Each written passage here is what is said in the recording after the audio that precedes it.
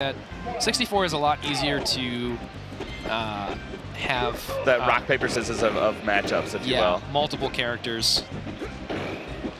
Again, Josh Brody going all Falcon, so let's see.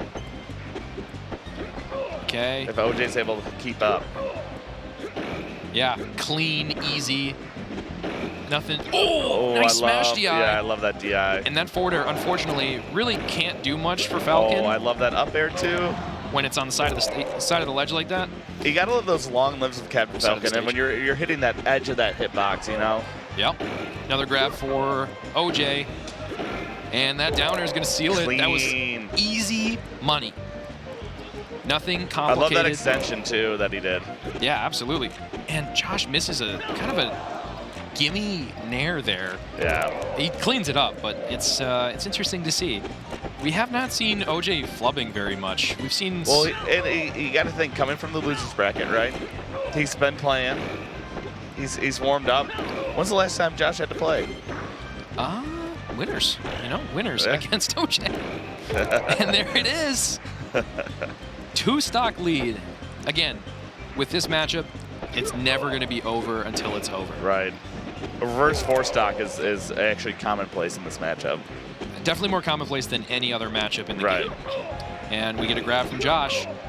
Good smash DI by OJ, but it's not enough. And that's I like the single hit forward air to re-grab. It doesn't matter what you do. There's always going to be an option up there. Smash, but he misses the up air follow-up. And what is that? Josh Brody extends his hurt box just enough for OJ to get the grab there and finish the stock off. So that was 3 shield grabs in a row to forward throw down air. That's like me playing back in 2016. Hey man, as long as it works. Sometimes we regress a little bit, but then we get right back up on that horse and start doing the cool combos. All right, let's see. A lot of dash edge grabbing happening here. Yep, that is the matchup. Nice ledge. I would say ledge grab, but it's kind of different. I don't know. For Josh. Oh, dash grab and down there. Yep. Nice. Obviously, not a difficult thing to do for someone like Josh, but sometimes people accidentally flub and fast fall down there. Yeah, I've been there. Yeah. Easy down air edge guard for OJ. And he's playing on the ledge now. Josh goes for a down air, but it doesn't lead to anything, and OJ capitalizes on it. Random down B there. You know what's crazy is, for how good Josh is, I swear all the stuff, like the DI could be improved.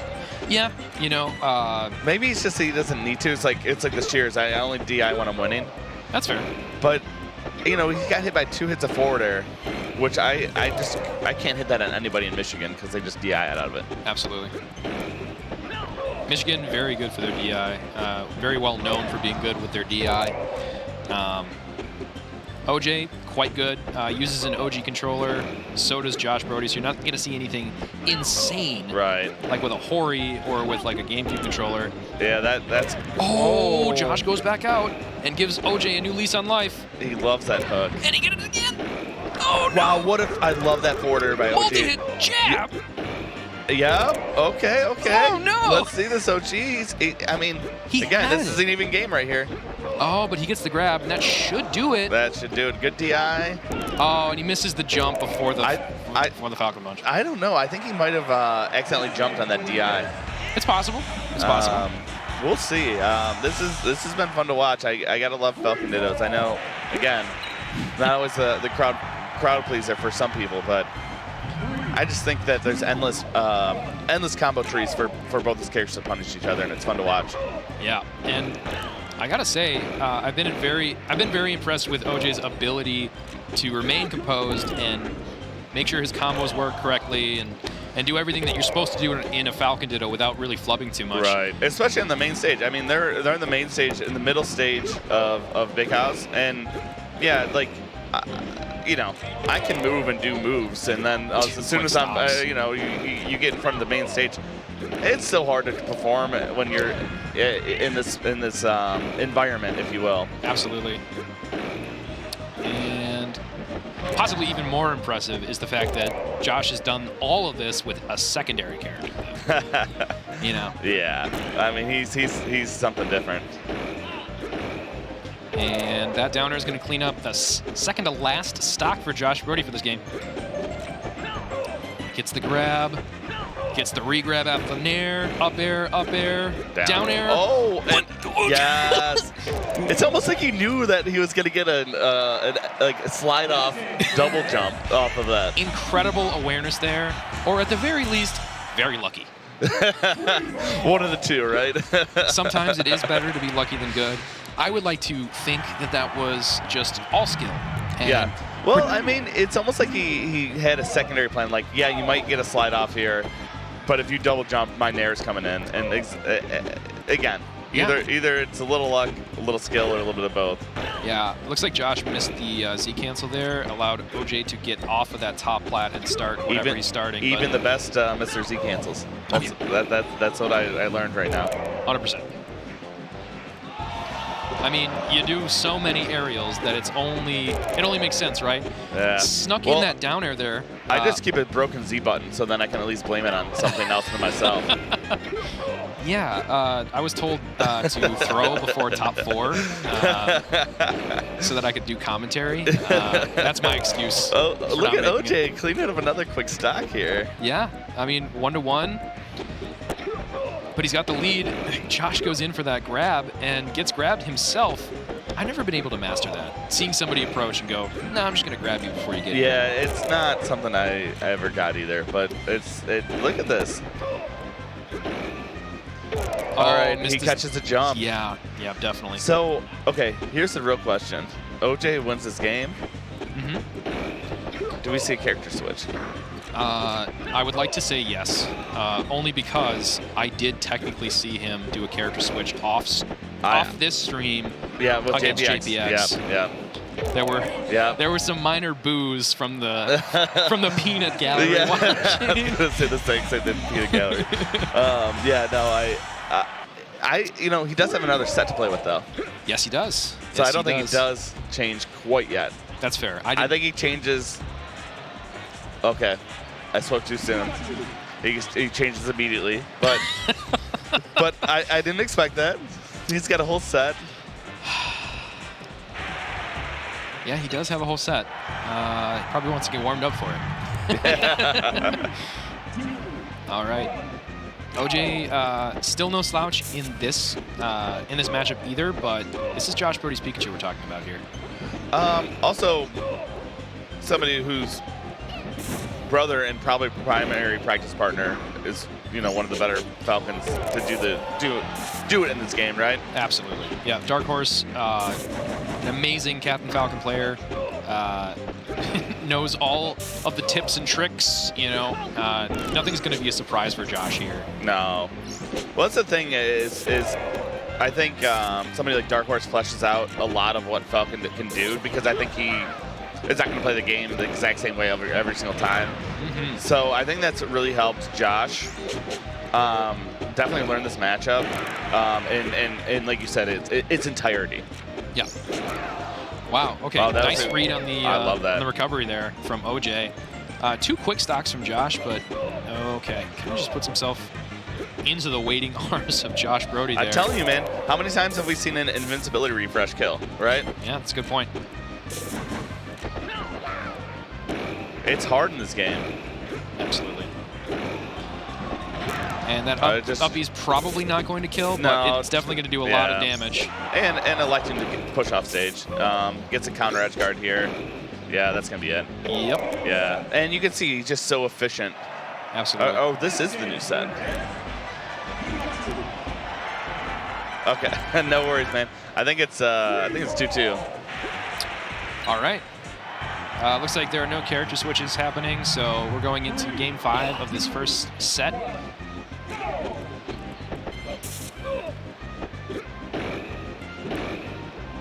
And again, just ruthless in this matchup. I've played him in this matchup. There's a reason I didn't ever try to play this matchup against him.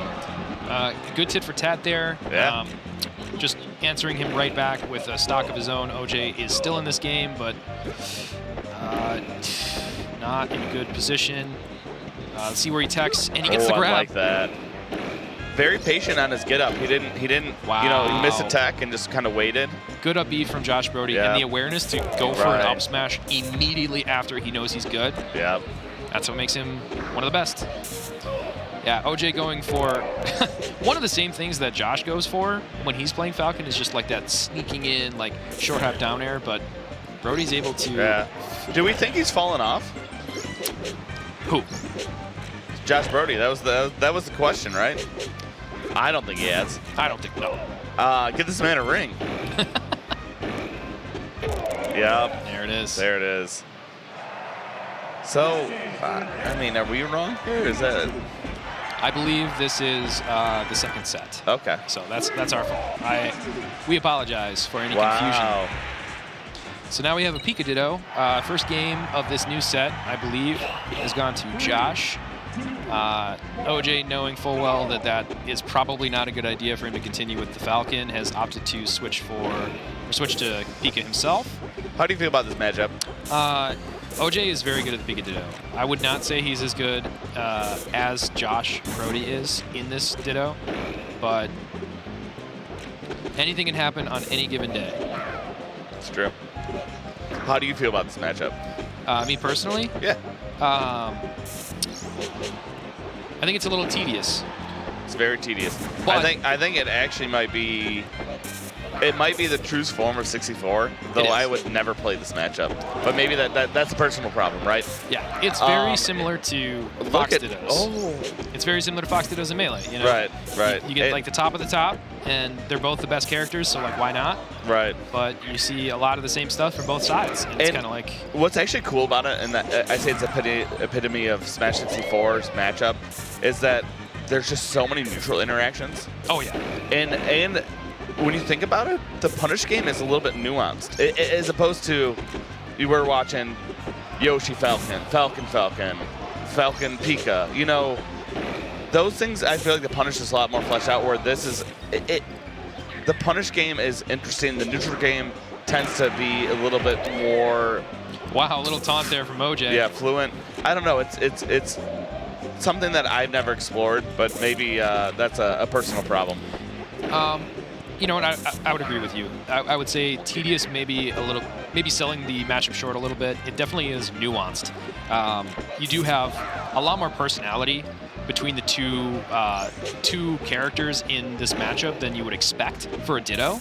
Right. Like you can tell which one is which a lot of the time by how they move, by how they go for a punish, by how they go for an edge guard. I think Pika requires a unique style, and you can, like you said, you can look at a Pika that's playing and almost see that person and what they're going for, and their aggression versus defense versus all the aspects of the game. And oh man, Josh Brody, just watching him play neutral is exciting to me, especially in this matchup. Absolutely. Josh is methodical with his Pikachu. One thing that one of those differences or like nuances that I mentioned earlier that you can see with Brody is he's just sometimes so perfect. Like all of his like punishes are just on point. All of his neutral is just in the right position. His up E, his zip zaps, as it were. Like he's got and and he gets that to finish it off. And there is the Josh Brody special. And that is the Big House 10 for Smash 64. How about that? A change to Pika out of necessity. And a quick 3-0. And as good as OJ is, it's a different one. When you're playing